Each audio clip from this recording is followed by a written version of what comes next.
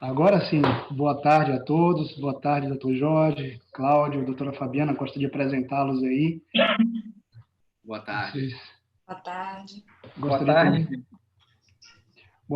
Boa tarde também a todos os participantes, né? Eu espero que todos vocês e seus familiares estejam bem, com saúde. A gente está iniciando aqui mais um webinar Fortis. O nosso tema de hoje é o distanciamento social e os impactos dessas restrições na saúde mental. Hoje a gente tem aqui conosco a doutora Fabiana Neri, que é médica psiquiatra com mestrado e doutorado em Medicina e Saúde pela Universidade Federal da Bahia, professora adjunta do Departamento de Neurociências e Saúde Mental da UFBA, pesquisadora do Centro de Estudos de Transtornos de Humor e Ansiedade da UFBA, e médica do Corpo Clínico e coordenadora do Centro de Estudos da Clínica Aulist. Boa tarde, doutora.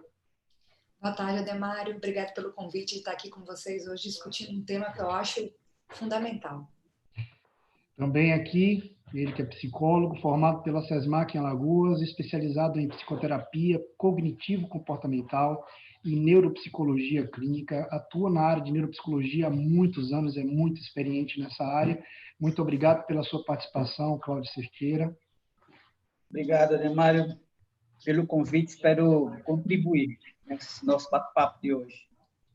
E para completar, os nossos convidados, duas boas-vindas mais uma vez, ao Dr. Jorge Leal, mestre em medicina, médico formado pela Escola Baiana de Medicina e Saúde Pública, oncologista da CLION, que é do Grupo CAM, mestre em oncologia pela Faculdade de Medicina do ABC de São Paulo, pós-graduado em pesquisa científica na Harvard University, ex-post-doctoral fellow Breast Immuno-Oncology no Cedars-Sinai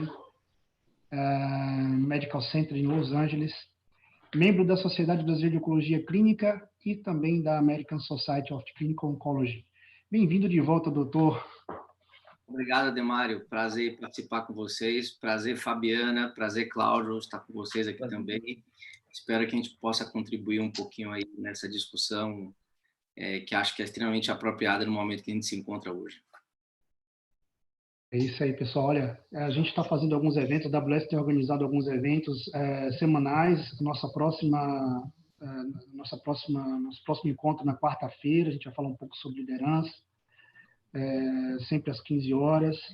A gente está aqui nesse encontro marcado para tentar contribuir um pouco, trazendo um pouco de informação. São pontos de vistas de profissionais de diversas áreas falando sobre o mesmo tema.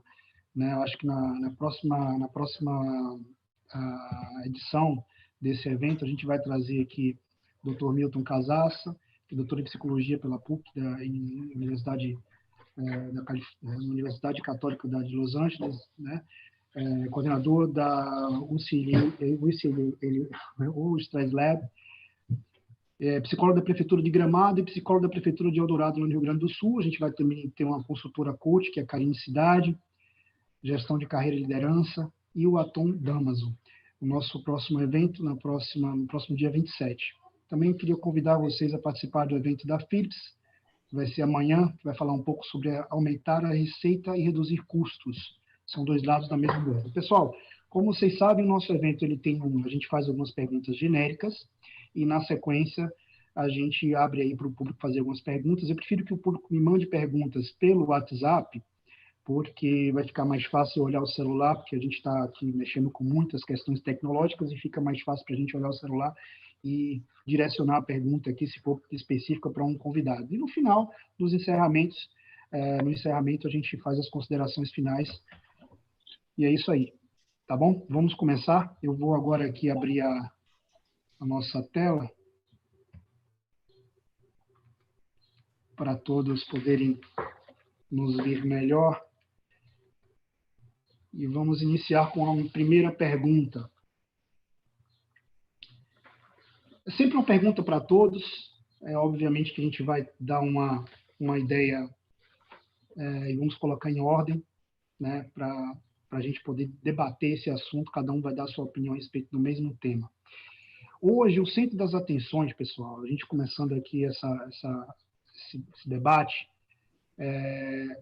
o centro das atenções é a Covid, né? Mas a gente sabe que há outras enfermidades importantes que precisam também da nossa atenção, sejam elas pré-existentes ou não, né? Então, eu gostaria de saber a opinião de vocês, com todas as restrições sociais provocadas pelo Covid, né, com todas as questões se isso compromete, né, essas restrições comprometem o tratamento de terapias de outras doenças.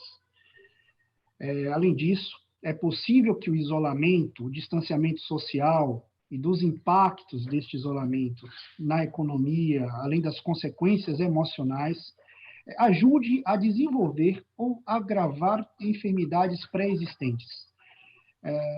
Eu queria começar com o Dr. Jorge. Dr. Jorge, o que o senhor acha? Esse é o questionamento que todo mundo fez no começo da pandemia. Como é que vai ficar com as atenções voltadas para essa situação, que é uma situação global, e como é que ficarão as outras patologias? Nós já temos algumas respostas a isso, né? Então, assim, dados de estudos americanos, por exemplo, em Nova York, um aumento de mais de 800% de mortalidade cardiovascular. Pessoas encontradas mortas em casa, comparado com o mesmo período do ano passado.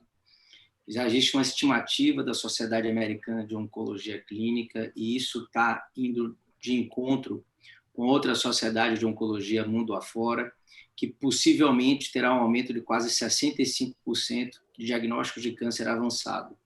Isso é independente se a gente está falando de Brasil com pouco acesso à saúde ou Estados Unidos, né? Porque essas pessoas tiveram restrições na continuidade do seu cuidado, dos rastreamentos, etc., né?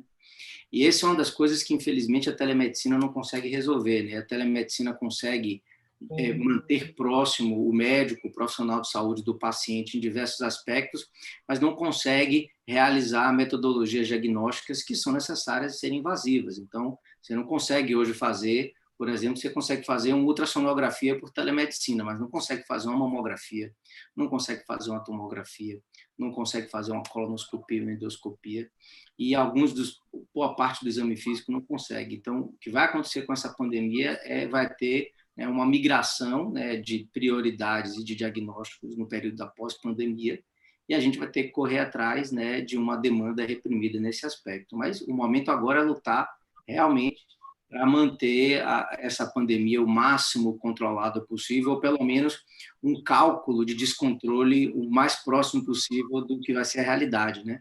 Porque o sistema de saúde claramente está sobrecarregado em muitos locais. A gente vê a realidade do Brasil afora, e nos Estados Unidos você está aí também. Então, a minha visão é que vai ter uma mudança, e eu acho que a tecnologia não vai conseguir responder por todas essas mudanças que estão por vir. Por favor, doutora Fabiana, sua opinião a respeito desse assunto. Demário, essa pergunta que você me fez dava para a gente passar umas 2 semanas conversando sobre ela. Você já começou com um tema super amplo.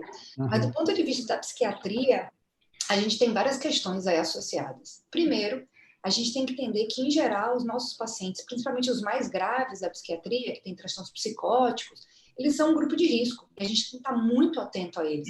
São pacientes que vão ter um pouco mais de dificuldade de seguir as regras de isolamento, são pacientes que, pelo estresse ambiental, podem apresentar uma piora dos seus sintomas, ficarem mais psicóticos, ficarem mais desconfiados, enfim. Então, a gente tem que entender que muitos dos pacientes da psiquiatria vão ter que ser tratados, vão ter que ser considerados como grupo de risco. Isso é a primeira coisa. E a segunda questão é o risco de uma falha ou uma descontinuação do tratamento, que em geral é um tratamento crônico e necessário para que o paciente se mantenha bem. Então, diferente um pouco da oncologia, a telemedicina na psiquiatria ajuda muito nessa questão.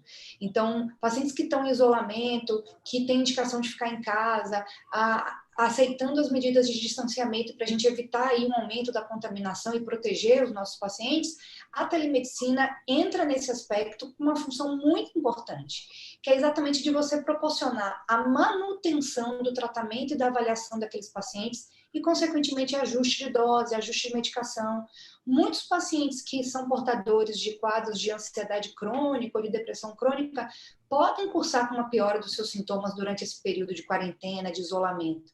A gente geralmente divide esse fenômeno que a gente está vivendo em 3 etapas. A primeira é uma onda de medo. Medo de contaminar, medo de morrer, medo de contaminar as pessoas mais idosas, seguida por um período de angústia e muita ansiedade relacionada ao isolamento, ao distanciamento social, às medidas de quarentena, à privação do seu direito de ir e vir, de coisas que você estava acostumado a fazer. E um terceiro momento, geralmente composto com muito sintoma depressivo, com muita ideação depressiva, composta pelos efeitos da pandemia. Então, mortes, distanciamento, adoecimento de pessoas próximas. Então, a gente tem aí uma série de fatores que vão influenciar, sim, na saúde mental dessas pessoas, não só nas que já faziam tratamento, que já tinham diagnóstico, mas a gente vai ver um aumento grande aí de novos pacientes, de novos diagnósticos causados por essa conjuntura toda que a gente está vivendo. Imagino que sim. O que você acha sobre o assunto, Cláudia? Aproveitando, em caso de pacientes já em algum quadro de depressão, por exemplo, isso ainda tem um impacto ainda maior, a necessidade desse acompanhamento ele se torna ainda mais necessário? Isso, Ademar. Dando seguimento a que a doutora Fabiana já comentou, na minha prática, durante esse período de pandemia, levando em consideração o que foi comentado agora, medo, a incerteza, o próprio isolamento, eu venho percebendo, sim, um aumento, tá, de uma certa... um aumento de sintomas de pacientes que já vêm sendo tratados com transtorno de ansiedade, depressão, transtorno obsessivo-compulsivo, por exemplo, né?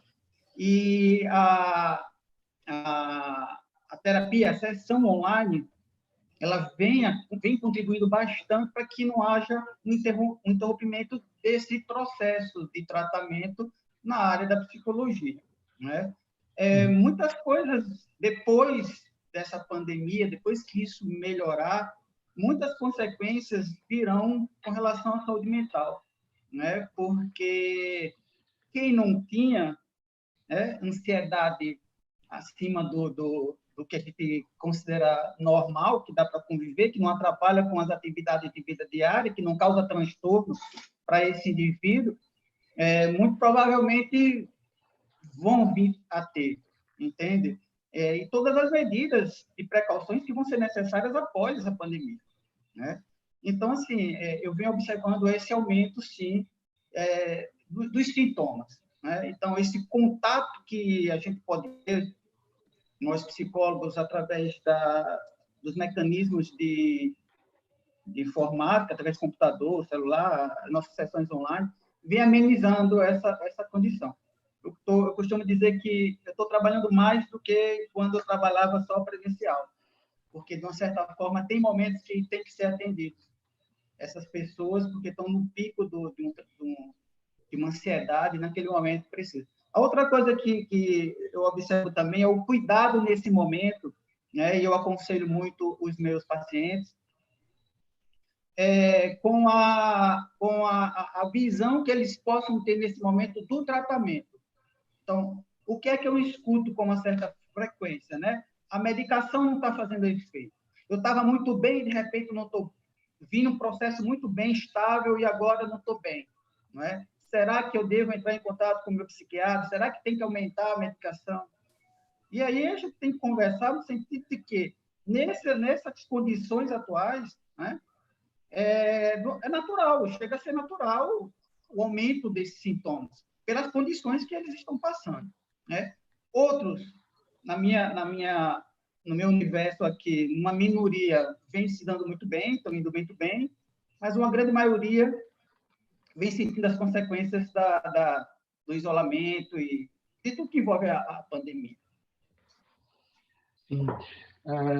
Doutora Fabiana, vou começar contigo a próxima pergunta. Na sequência, vou perguntar ao Cláudio. No final, eu só queria a opinião do Dr. Jorge Leal. Ansiedade, depressão, transtornos alimentares e de humor, estresse, síndrome do pânico, demência.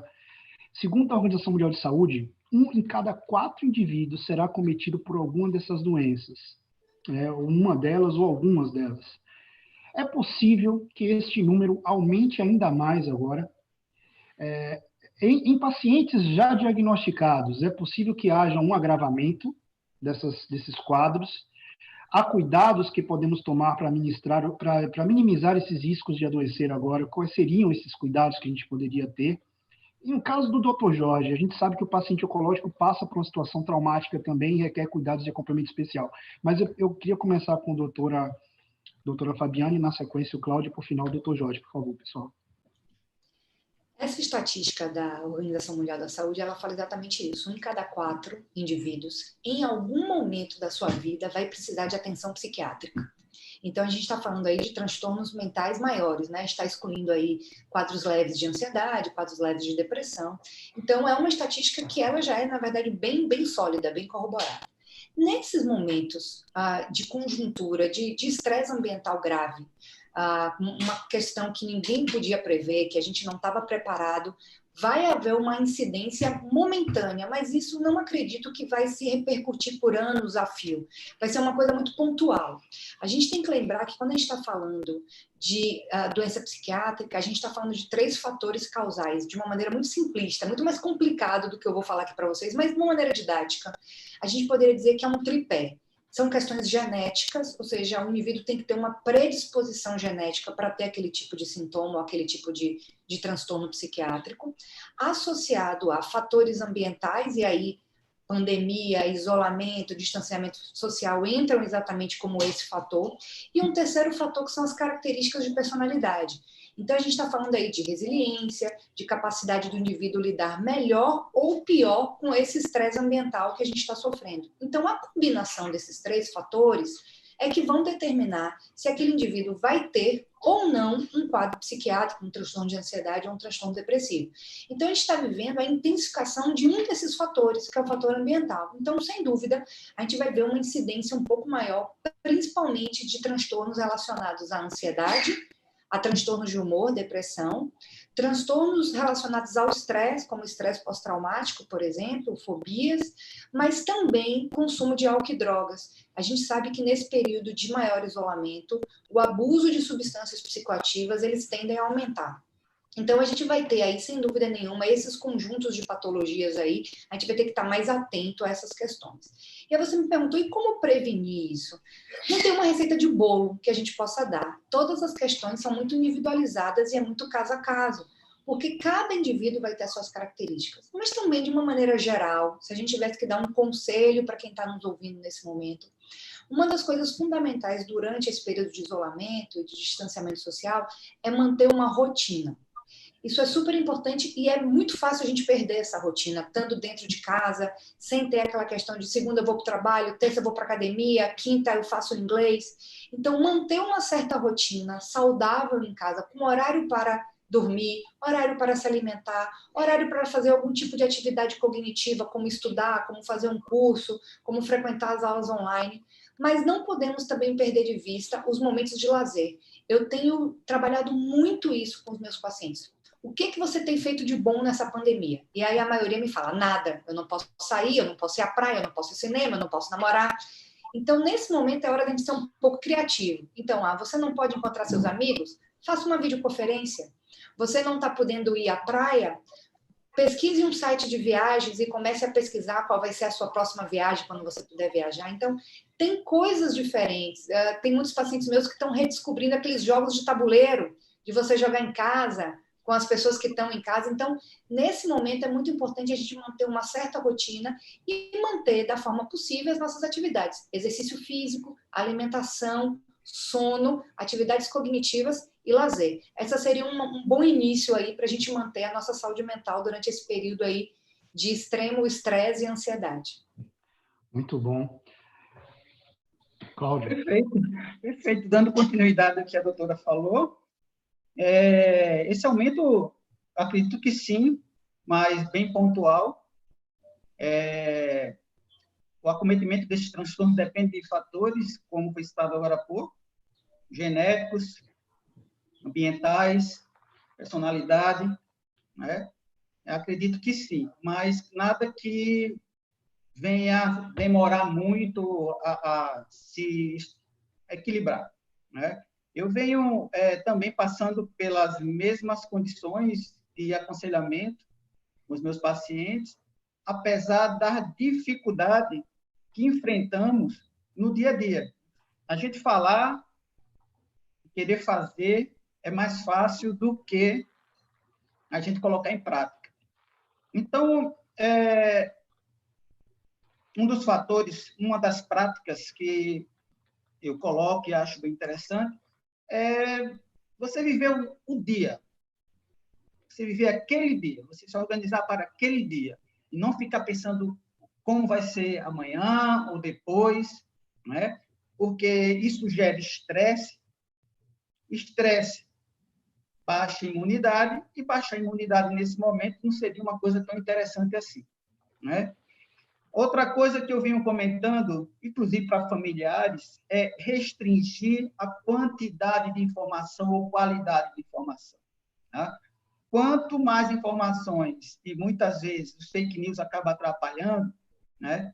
Isso dificulta um pouco nesse processo atual. Então, desliga lá aquele canal, vai buscar os canais de televisão, vai buscar fontes mais fidedignas, em algum momento do seu dia, se for interessante isso, para não se bombardear de tantas informações que vai causar, naturalmente, ansiedade, né? Sair da rotina, como a doutora falou agora há pouco, criar uma rotina, tentar adaptar essa rotina. O mais importante é tentar adaptar dentro das condições que esse indivíduo tem na sua residência, no seu local onde ele mora, não é? O que vai dar para mim fazer vai ser diferente do que o ciclano vai tentar fazer. Então, tentar adaptar uma rotina com atividades físicas, que é importante também, dentro das condições que é possível ser feito, não é? Bom, sair do foco. Sair do foco é interessante, porque se a gente o paciente ficar o tempo todo pensando no problema, tá? Ele não vai conseguir estabelecer outras relações, né? Então, a questão de ter resiliência, essa questão da resiliência, ela também vai interferir muito no agravamento de alguns sintomas de quem já tem um transtorno e vem tratando, não é? Porque, dessa forma, eles conseguem administrar melhor isso aí, né? Expande, entra na crise, mas consegue se organizar. Outra coisa, Júnior, é se relacionar. O fato de a gente estar isolado não significa que a gente não possa se relacionar. Então, os mecanismos eletrônicos aí estão à disposição e para quem pode, para quem tem, não é? E a maioria das pessoas nesse país tem celular, né? Inclusive as pessoas de baixa renda têm celular com câmera, então tem de se comunicar com os seus familiares, manter um hábito de se comunicar através dos mecanismos que eles oferecem, para poder tirar um pouquinho, sair um pouquinho do foco e não perder esse contato com os seus familiares que não podem estar em contato nesse momento, não podem estar junto nesse momento. Então, é isso. Basicamente, é isso aí. Só complementando o que a doutora Fabiana falou. Doutor Jorge. Agora eu vou voltar atrás um pouquinho que eu falei no começo sobre a telemedicina não conseguir ajudar na questão do diagnóstico armado, do rastreamento e as consequências que isso podem causar em diversas patologias pós-Covid, pós-pandemia, e falar agora que a favor da telemedicina no sentido de não só aproximar as pessoas, mas principalmente o profissional de saúde do paciente, mesmo que não vá resolver um diagnóstico armado, no sentido de algo que precise realização de um exame, mas que vai resolver um diagnóstico clínico, onde a conversa, uma boa anamnese, já resolve muita parte. Na área aí de Fabiano e do Cláudio, a teleorientação, a teleconsulta, eu acho que veio, já deveria fazer parte da rotina deles, eu imagino, e vai ser agora uma parte mais integrante ainda da rotina deles no dia a dia, quando tudo se normalizar, se é que a gente vai ter um normal como a gente imagina. Na oncologia, por exemplo, a gente já está fazendo teleconsulta com plataformas, né, consideradas seguras e desenvolvidas para esse meio e tem tido um retorno muito interessante dos pacientes. Aqui. A gente percebe que, na maioria das vezes, consultas de rotina, exames todos bons, etc., o que o paciente queria mesmo é conversar com o seu médico e perguntar: doutor, eu vou ficar bem nesse período de pandemia? Eu posso fazer minha revisão do câncer de mama, por exemplo, daqui a 3 meses? E o fato de você enxergar o médico, a paciente conversar com o médico, mesmo que seja através de uma câmera, traz um alento aí muito grande. Então, nesse aspecto aí, a tecnologia veio para ajudar, né? E também, assim como em outras áreas, a gente já discute a agenda médica hoje com parte dela sendo preenchida por teleconsulta, né? Porque não é só no período de pandemia que os pacientes têm dificuldade de se locomover. E a gente lembra a loucura como é o dia a dia hoje nas grandes cidades, quando você tem uma consulta 10 horas da manhã, você tem que se preparar para sair de casa às 9, você vai pegar umas meia hora, 40 minutos de engarrafamento, vai ter que parar o carro no estacionamento pago, vai ter que encontrar a vaga no estacionamento, provavelmente vai ter que entrar numa fila para elevador, vai ter que esperar esse elevador chegar lá, e depois que você passou pela sua consulta, que tem o seu atraso, você vai ter que fazer o caminho todo de volta para casa, né? Então, todo esse estresse e ansiedade que um agendamento de consulta, que muitas vezes pode ser resolvido à distância, gera nos pacientes, eu acho que no futuro isso vai vir realmente como algo que vai agregar valor na relação aí do profissional de saúde com o paciente. Muito obrigado, doutor Jorge. Inclusive, eu vou, um pouco dessa pergunta que eu vou fazer agora, eu acho que talvez a telemedicina pode ajudar bastante.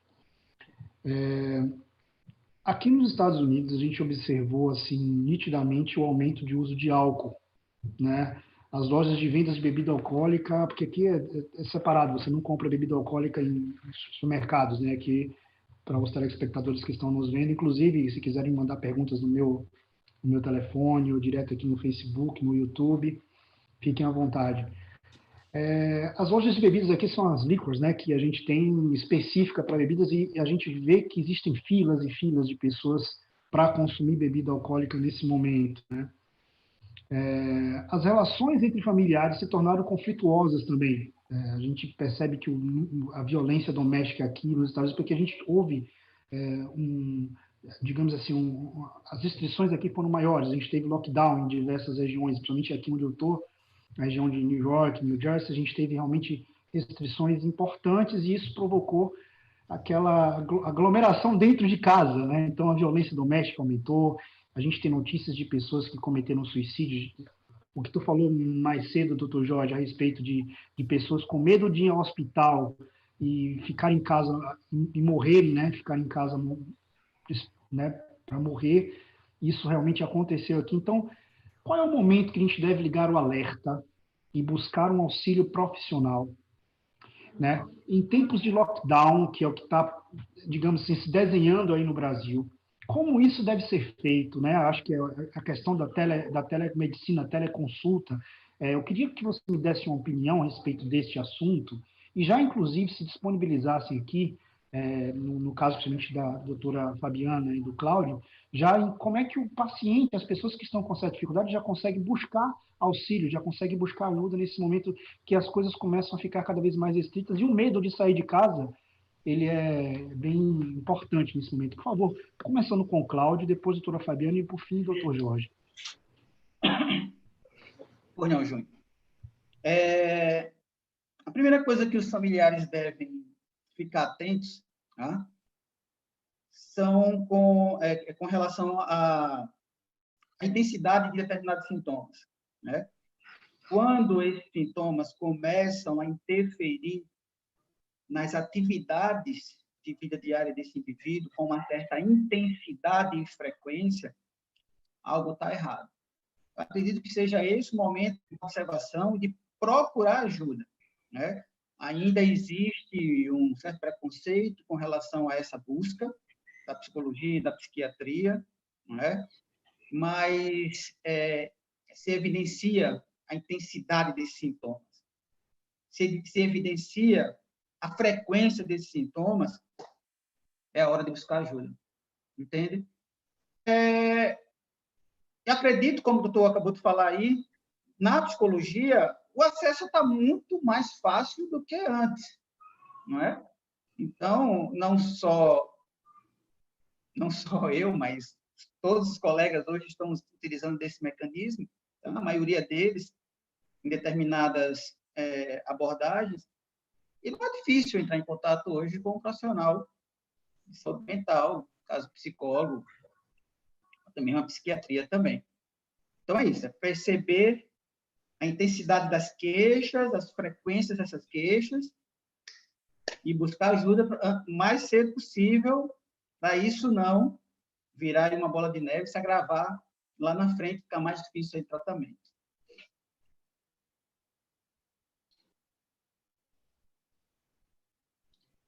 E é isso. Doutora Fabiana? Complementando o que o Cláudio falou, eu vejo dois fenômenos quase que antagônicos, mas que eles são casados nesse momento de pandemia e de quarentena, que é o estresse e os sentimentos relacionados ao distanciamento social, ou seja, você não poder ver as pessoas. Eu tenho pais idosos que estão afastados das minhas filhas e morrem de saudade, mas existe também a questão da intensificação das relações dentro de casa. Então, você está longe de algumas pessoas, mas às vezes você está perto demais de algumas outras, e isso também é uma fonte de conflito.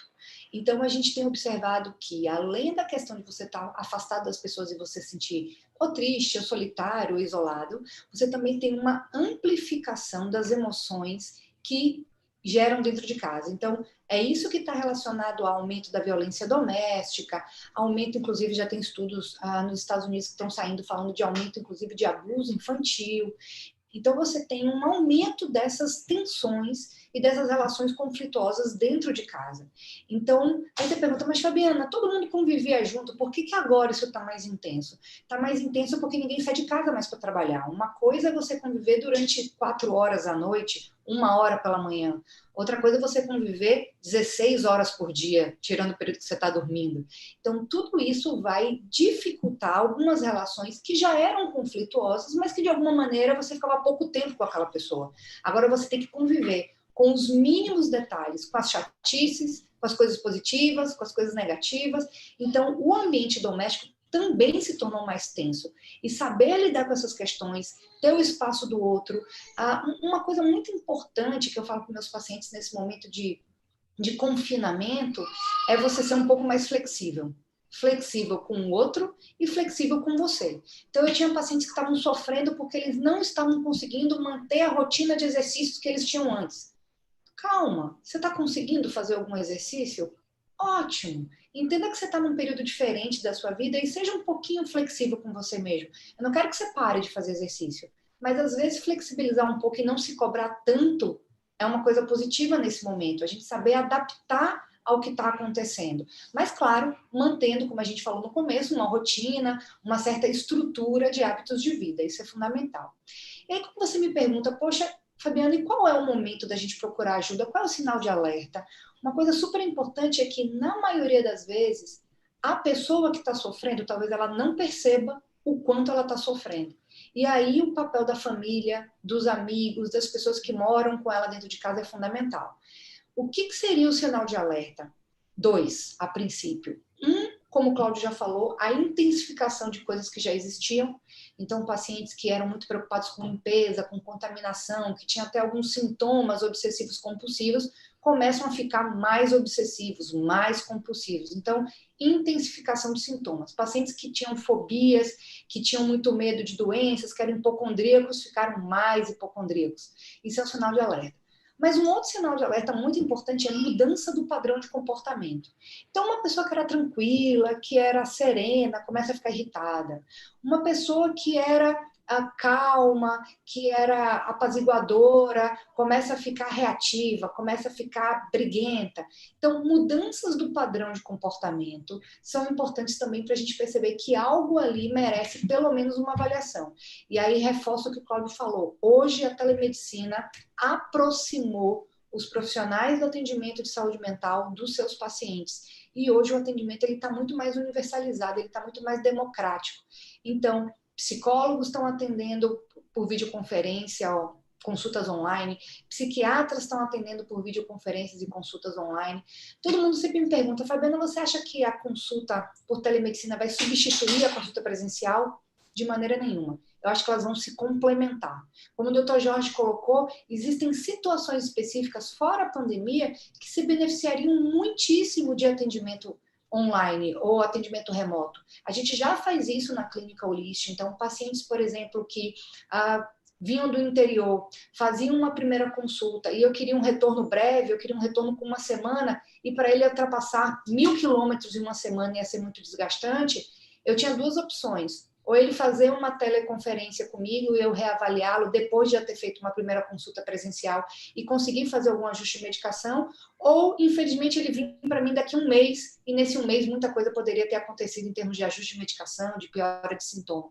Então, sem dúvida nenhuma, hoje o tratamento está muito mais democrático e, nesses sinais de alerta, de mudança de padrão de comportamento ou de intensificação de sintomas que já existiam, procurar uma avaliação, um auxílio de um profissional especializado na área de saúde mental.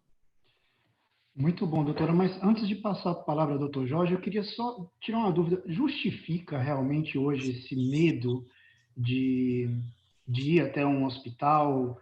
No caso, por exemplo, de um paciente que esteja em crise, por exemplo, né? A gente tem situações que acontecem. É seguro hoje um paciente ir até, por exemplo, ao Holist para ter seus cuidados? Como que é feito hoje esse protocolo, né, dos pacientes em função do Covid lá na Holist? Também eu gostaria de saber como isso está na Clion, viu, doutor Jorge? Mas, por favor, doutora. Você falou uma coisa super importante, que é as recomendações de distanciamento social recomendam que você evite sair de casa. Só que essa evitação é para situações onde não existe uma necessidade. Então, foi muito importante o Dr. Jorge trazer esse dado em relação às paradas cardiorrespiratórias, acidentes cardiovasculares, porque, na verdade, as pessoas estão levando isso ao extremo e estão menosprezando ou estão minimizando os sintomas que elas estão sentindo. Em relação aos serviços, a grande maioria dos serviços que eu conheço se prepararam para atender esses pacientes. Então, existe todo um protocolo, todo um cuidado, várias medidas de atenção para que a gente consiga receber os pacientes que realmente precisam de atendimento, e eles não devem ficar em casa, eles devem procurar sim atendimento, na vigência de um sintoma, ou de uma piora, ou de um quadro que se instalou. Por exemplo, na clínica Holist, onde eu acompanho os meus pacientes em regime de internação, uma série de protocolos de medidas sanitárias foram tomadas. Por exemplo, controle de temperatura de todas as pessoas que acessam a clínica, testagem com teste rápido para identificar pessoas assintomáticas que poderiam estar ou trabalhando dentro da clínica ou pacientes internados foram testados para a gente observar se existia um caso assintomático. A gente não teve nenhum caso e esse caso poderia ser isolado, ficando num sistema de quarentena, minimizar, diminuir o acesso das pessoas à clínica. Então, a clínica hoje não faz mais consultas presenciais, mas ela aumentou em 7 vezes a capacidade de atendimento de telemedicina. Em menos de uma semana, a gente conseguiu ampliar esse atendimento em mais de 7 vezes. E as visitas que os familiares faziam para os pacientes internados, essas visitas continuam sendo feitas, mas de forma por videoconferência. Então, a gente tem salas com telas grandes de TV, onde você consegue fazer uma visita, você consegue visitar virtualmente o seu paciente que está internado, com mais de uma pessoa, com várias pessoas em casas diferentes. A gente consegue aproximar essas pessoas hoje, mas permitindo uma redução do risco de contágio. Então, essas são algumas das várias medidas que foram tomadas pelo serviço que eu trabalho, pela Clínica Holist, para que a gente consiga preservar os nossos pacientes que estão internados e manter o tratamento dos pacientes que vão precisar de atendimento nesse período. Muito obrigado, doutora. Por favor, doutor Jorge.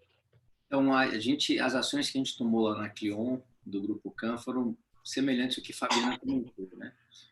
Lá no período em março, onde foi decretado mesmo a pandemia, na verdade foi decretado em fevereiro, mas quando o Brasil começou a tomar atitudes, principalmente dos setores de saúde, a gente, no mesmo momento, a gente teve que postergar as consultas de revisão, né, que são aqueles pacientes que tiveram câncer no passado e que já foram curados e estão fazendo o seu acompanhamento, que é necessário fazer esse acompanhamento, então as consultas foram postergadas, para que os pacientes que estão em tratamento, né, em quimioterapia ambulatorial, possam ficar mais protegidos com a clínica, com um fluxo menor de pessoas circulando. Além disso, a gente adotou medidas de um screening no próprio agendamento para sintomas que podem ser considerados sintomas de Covid-19. Todos os pacientes, ao entrar na clínica, são testados para temperatura, com aquela pistolazinha de temperatura, são oferecidos máscaras, e o espaço entre as cadeiras ele foi ampliado para que exista pelo menos 1 metro de distância entre um paciente e um outro na recepção. Os horários de atendimento foram alargados para que os pacientes não se acumulem na recepção para serem atendidos. As agendas dos médicos também foram condensadas para que eles fiquem o tempo necessário na clínica. Disponibilizado uma série de EPIs, e cada dia que passa a gente tem aumentado a disponibilização desses EPIs. Por exemplo, hoje um médico atendendo lá no consultório, ele tem à disposição dele, ele tem um jaleco descartável, ele tem gorro, ele tem máscara cirúrgica, ele tem face shield à disposição dele para ele se proteger da melhor forma possível.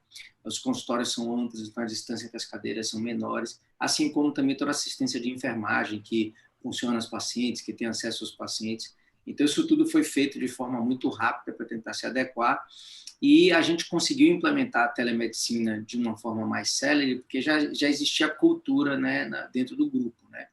A Clion desenvolveu sua plataforma digital de interação com seus pacientes desde 2017, e já vinha um ambiente para tentar evitar que os chats fossem feitos por WhatsApp. Então, já existia um chat center específico para a área de saúde, onde as mensagens não são editáveis, onde os pacientes poderiam enviar os exames, arquivos em PDF, uma interação com a equipe multidisciplinar. O que a gente fez de agregar de plus foi o vídeo embutido na ferramenta. Então, hoje as nossas videoconferências por telemedicina são iniciadas dentro da própria plataforma do Minha Clion. Então, a gente tenta oferecer para os pacientes um ambiente aí onde a criptografia seja um pouquinho mais segura. E também a gente consegue fazer até teleatendimentos múltiplos, né? Adicionar outros profissionais de saúde para tirar dúvidas desses pacientes. Então, as agendas hoje viraram agendas que são mistas, né? De consulta presencial para os pacientes que precisam, que estão em tratamento, e as teleconsultas para os pacientes que estão à distância. É óbvio que isso tudo gera uma curva de aprendizado, né? Você adotar uma plataforma específica para telemedicina, você vai precisar que tanto o profissional de saúde quanto o paciente instalem essa plataforma e conseguem manuseá-la, né? Por mais fácil que seja, nada é igual ao WhatsApp, que é uma ferramenta muito fácil de utilizar. Mas o que foi mais interessante para a gente, que isso agregou um valor no cuidado de saúde, essa percepção do paciente. Os pacientes se sentiram prestigiados no fato de ter uma ferramenta que eles possam estar se comunicando com o médico, com a enfermagem, etc. E aí a coisa ampliou ao ponto que nossos grupos de discussões médicas hoje são todos feitos dentro da plataforma, o uso do WhatsApp dentro da clínica é o mínimo possível, e agora a gente vai tentar ver como é que a gente vai fazer para o período pós-pandemia, né? O que é que será esse período pós-pandemia, né? Porque em algum momento, né, a gente sabe, a depender da curva, quando ela for começar a entrar em declínio, as pessoas vão voltar, né, a usufruir dos cuidados de saúde chamados de preventivos, né? E esses cuidados de saúde preventivos vão gerar demandas diagnósticas, demandas de tratamento, e isso vai tentar voltar à sua normalidade como era antes, talvez não igual a antes, por questão de cuidados, que eu acho que vai ter que ser amplo esse cuidado.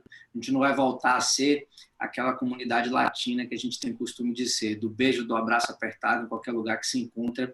Acho isso triste, porque o calor nosso latino gera uma humanidade muito grande, mas a gente vai ter que ter cuidado com isso, né? Porque esse vírus não vai embora da noite para o dia, a gente já sabe disso. A outra questão, quando você perguntou em relação à parte do hospital, Ademar, eu tento sempre explicar aos meus pacientes o seguinte: atendimento à distância não é emergência à distância, tá? Existem os limites onde a telemedicina pode orientar os pacientes. Eu sempre oriento os pacientes: se você teve uma emergência, teve uma febre, uma falta de ar súbita, qualquer coisa que você teve e que você precisa falar com o médico de imediato, ligue. Não conseguiu, procurar uma emergência. A gente não pode tentar agradar o paciente se protegendo em casa quando ele precisa ir para uma emergência. E os hospitais estão se organizando para isso. A maioria dos hospitais em Salvador se organizaram para alas específicas para coronavírus, emergências com subdivisões para atender esses pacientes, evitar muitos acompanhantes. Então, acho que os pacientes, aqui na Bahia, pelo menos, a gente tem uma condição, é óbvio que isso vai piorar, porque a gente não atingiu o pico ainda, mas a gente já tem uma condição de disponibilidade de atendimento em hospitais, tá? Isso é um fato, pelo menos na rede privada, e com essa questão da pandemia não vai existir rede privada e rede pública. Na hora que a rede pública saturar, a rede privada vai ser, de uma certa forma, incorporada por isso. Então, acho que a orientação para os pacientes é: teve uma queixa que você considera emergencial, procure. Qual é o problema do que você considera emergencial? E aí a telemedicina ajuda também. Tem estudos mostrando que 70% das idas às emergências no Brasil não são emergências. Então, muito provavelmente, o que vai acontecer posteriormente, essa cultura da teleorientação vai fazer com que o paciente procure a emergência após uma orientação médica inicial. E isso faz todo sentido. Eu garanto que Fabiana deve orientar os pacientes dela constantemente quando que precisa ser admitido, quando que não precisa ser admitido. Isso é importante, porque deixar para que o paciente leigo tome essa decisão 100%, na maioria das vezes essa decisão não vai ser uma decisão acertada. Então, essa interação à distância vai ajudar, inclusive, nesse pré-rastreamento de quem deve emergência ou não. Bom, muito obrigado, doutor. A gente sabe que isso vai passar, né? Essa pandemia vai passar em algum momento, né? A gente precisa só ser um pouco paciente, resiliente, otimista. Otimista apesar de todas essas informações negativas que chegam dos jornais, das TVs. Com as pessoas isoladas, como a doutora Fabiana falou, o afastamento social, ou até mesmo as pessoas começam as pessoas próximas a gente começa a ver nomes ao invés de números, né? As pessoas próximas da gente passam a adoecer. Aí vem a crise financeira, mas o que a gente sabe é que isso tudo uma hora vai passar. A gente vai passar e a próxima pergunta, a nossa pergunta final, é exatamente sobre esse ponto, ou seja, o pós-pandemia, né?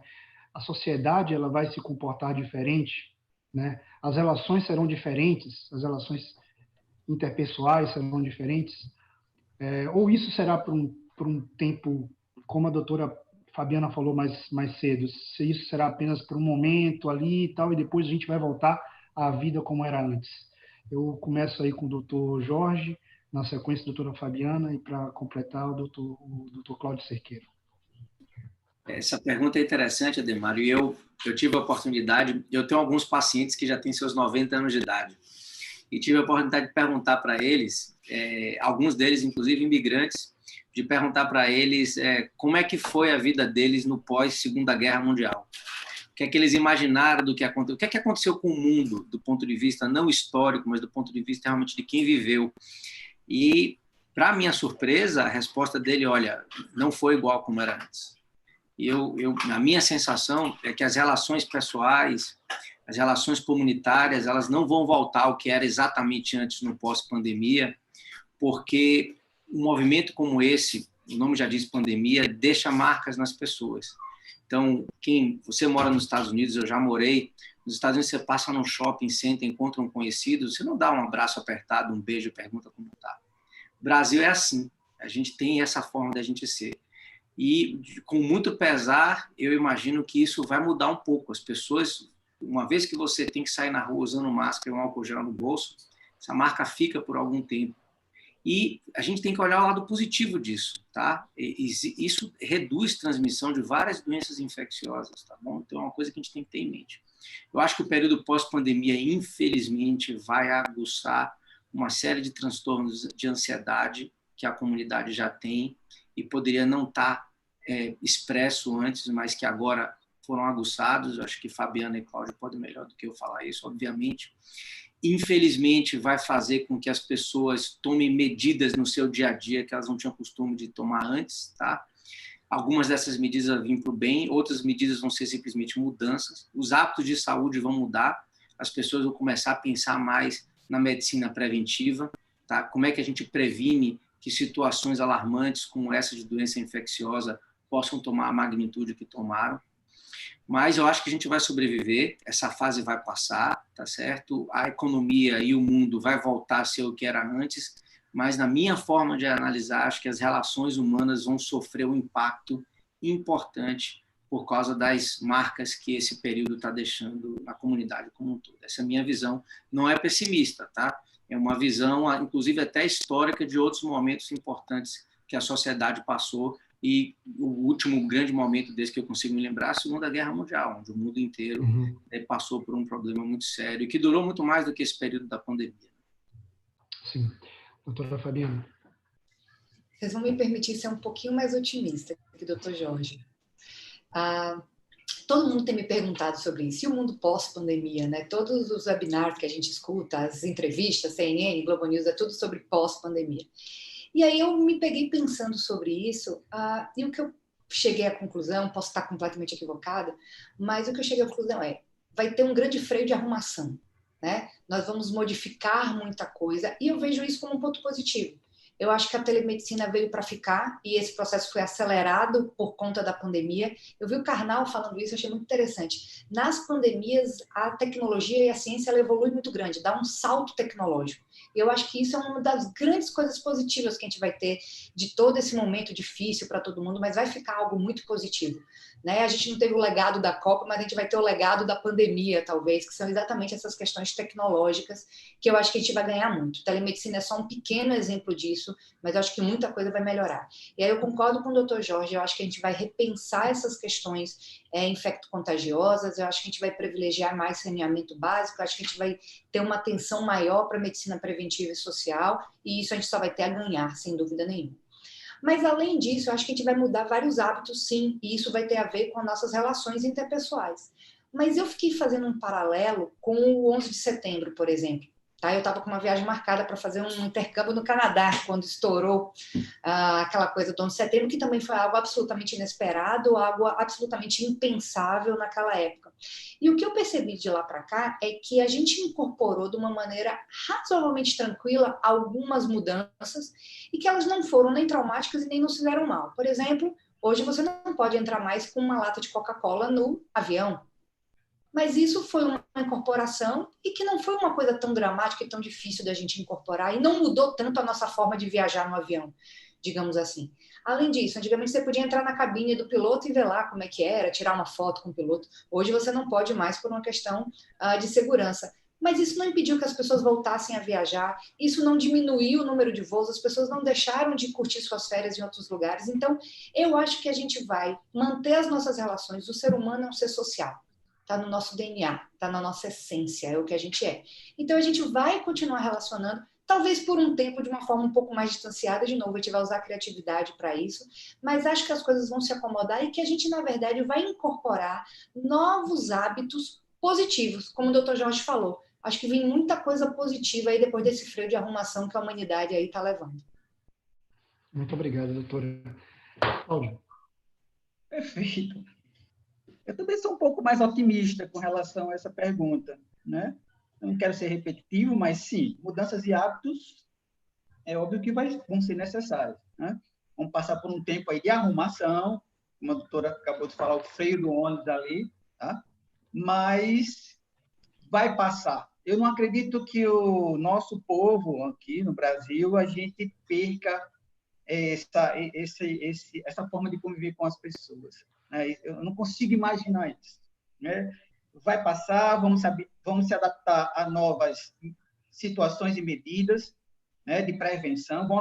Estamos aprendendo muito com essa pandemia. Profissionais de diversas áreas estão enxergando novas perspectivas de atendimento aos seus clientes, inclusive na psicologia, não é?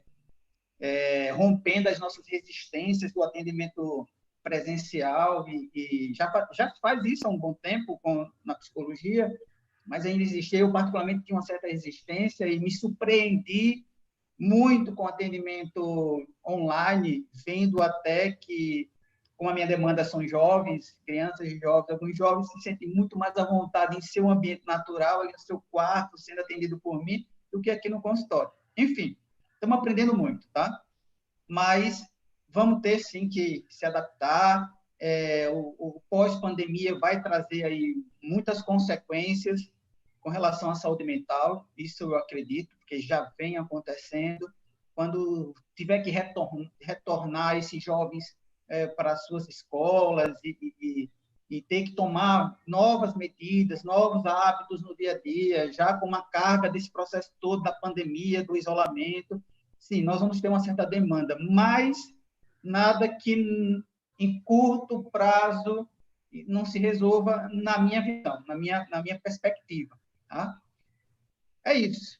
Vai passar e a gente vai sair, parece uma frase meia comum, vamos sair mais fortes no sentido de aprendizado, não é? Porque não é fácil nada disso que está acontecendo em nossas vidas, mas saímos mais fortes no sentido de sobrevivência, de aprendizado. E vamos levar a vida para frente, a vida segue. Muito obrigado, Cláudio. Em relação aos jovens e aos adolescentes que você comentou aí, eu sou cercado por eles aqui em casa, e assim, a gente tem o horário de aula, né? O horário da aula virtual, e depois da hora virtual é 100% dedicado ao videogame, ou seja, tirar essas pessoas de casa. E outro dia os parques aqui abriram, a gente chamou eles para saírem de casa, foi terrível, ou seja, vai voltar ao normal, mas vai levar um tempo tirar esse povo de frente do videogame, do Netflix, né, das redes sociais, agora o negócio do TikTok. Então, o jovem e o adolescente realmente está...